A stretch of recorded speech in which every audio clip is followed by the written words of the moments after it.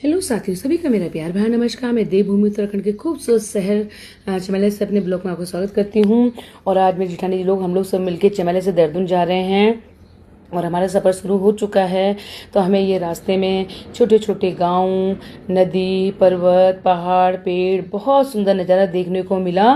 और उसके बाद हम आगे बढ़े तो हमें यहाँ पे लग गया जाम काफ़ी देर का। उसके बाद साथियों, तभी हमारे उत्तराखंड को देवों की भूमि कहा जाता है क्योंकि यहाँ पे बहुत सुकून शांति है। उसके बाद साथियों हम आगे निकले तो यहाँ पे हमें नरेंद्र नगर और ऋषिकेश के बीच में कुंजापुरी माता का मंदिर मिला।